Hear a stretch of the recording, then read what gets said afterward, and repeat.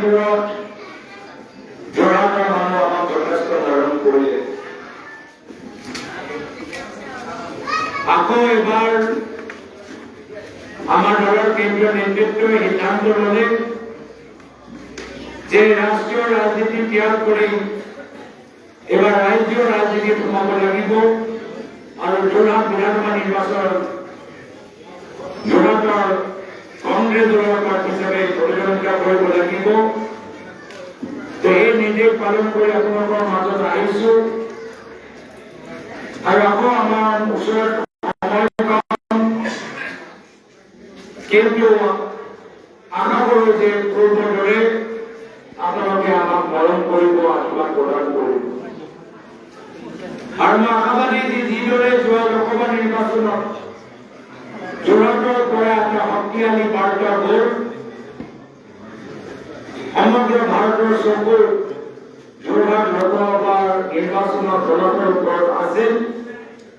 এইবাৰো সমগ্ৰ অসম বিধানসভা নিৰ্বাচনৰ ফলাফলৰ কেন্দ্ৰবিন্দু যোৰহাট বিধানসভা নিৰ্বাচন হ'বলৈ গৈ আছে আৰু এই ক্ষেত্ৰত আপোনালোকৰ ভূমিকা যথেষ্ট গুৰুত্বপূৰ্ণ। ইতিমধ্যে আপোনালোকে নিজে দেখি পাইছে যে বিৰোধী দল একগোট হৈছে।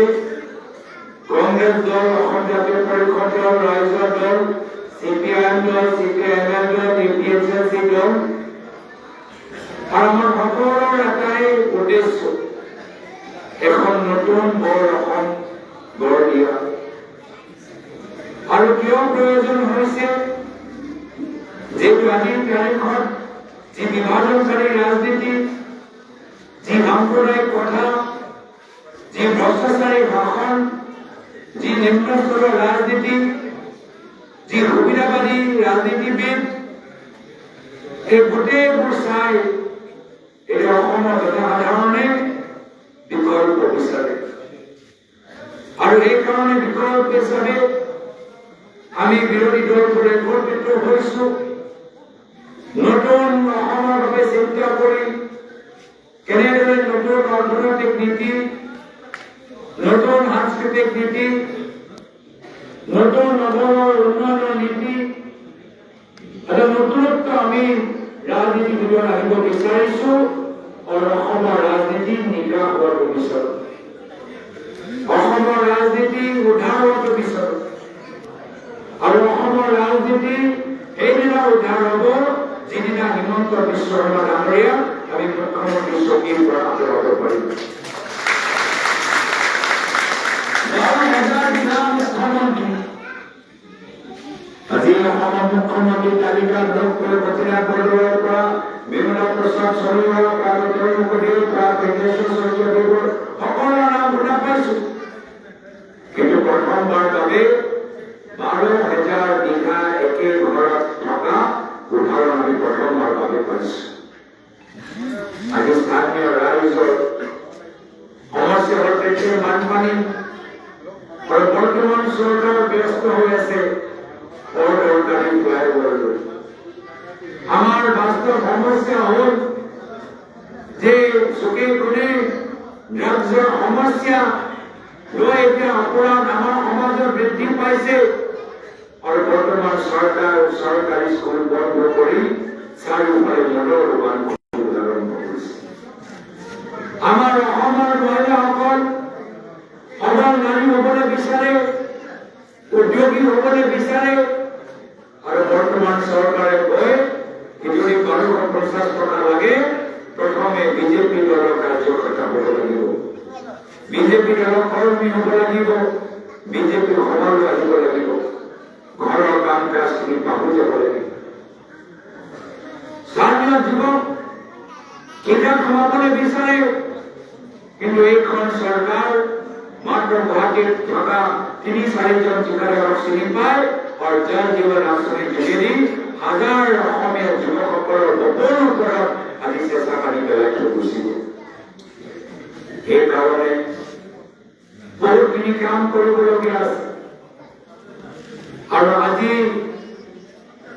মনত পৰে কেনেদৰে তৰুণ মুখাৰ্জীয়ে সদায় মানুহৰ সমস্যা প্ৰাথমিকতা দিছিল, ৰাইজৰ সপোন কেনেদৰে কিন্তু ৱাৰ্ডৰ ভিতৰত কেনেদৰে উন্নয়ন হওক, সৰু সৰু সমস্যাবোৰ কেনেদৰে সমাধান হওক, আৰু আটাইতকৈ গুৰুত্বপূৰ্ণ অসমৰ সমাজৰ মাজত কেনেদৰে একতা থাকক তাৰ বাবে তেওঁ চিন্তা কৰিছে। আজি এই একেই আদৰ্শলৈ আপোনালোকৰ মাজত আমি আনিছো। মই আশা কৰোঁ যে আপোনালোকে অসমৰ ভিতৰত নতুন অসম চাবলৈ বিচাৰে, নতুন ৰাজনীতি চাবলৈ বিচাৰে, অসমখন নিকা হোৱাটো বিচাৰে। আৰু আমিও কথা দিছো যে আমাৰ চৰকাৰ আহিলে আমাৰ প্ৰথম কাম হ'ব জুবিন দাক ন্যায় দিয়া। মুখ্যমন্ত্ৰীয়ে কৈছিল যদি বিধানসভা নিৰ্বাচনৰ আগত জুবিন দাক ন্যায় দিব নোৱাৰে তেতিয়া মুখ্যমন্ত্ৰীৰ অসমৰ ৰাইজে ভোট দিব নালাগে। এতিয়া নিৰ্বাচন কাষ চাপিছে, এতিয়া মুখ্যমন্ত্ৰী জুবিন দাৰ ন্যায় কথা নহয় আৰু অসমৰ ৰাইজে ভোট দিব লাগে নে নালাগে সেইখিনি কথা মনত নাৰাখে। কিন্তু আমাক মনত আছে আৰু আমি ৰাইজৰ ওচৰত লৈ যাম যে মুখ্যমন্ত্ৰী পবিত্ৰ বিধানসভা মঞ্চত কৈছিল যে জুবিন দাক হত্যা কৰা হ'ল আৰু আজিৰ তাৰিখত আমাক ন্যায় দিবলৈ পৰা নাই। সেইকাৰণে বহুখিনি কথা আগৰ দিনত পাতিবলগীয়া আছে, কিন্তু আজিৰ তাৰিখত সময়ৰ অভাৱৰ কাৰণে মই নিজৰ কথাখিনি ছুটি কৰিবলগীয়া হৈছে। কিন্তু আশাবাদী যে পৰৱৰ্তী দিনত আকৌ আপোনালোকক লগ পাম।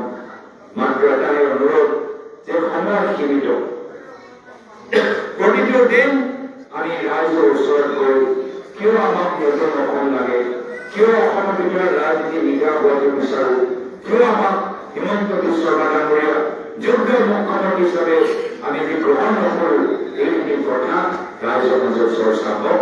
আৰু সকলোকে অনুৰোধ কৰো যে আগন্তুক দিনত নিজৰ বিবেক ভোট দিয়ক। আমি প্ৰগতিশীল, সমৃদ্ধিশীল, উদ্যোগী অসমৰ বাবে কল্পনা কৰি সপোন চাই আগবাঢ়ি গৈছো। আহক 9 তাৰিখত 8 ভোট দি আমাক সহায় কৰক।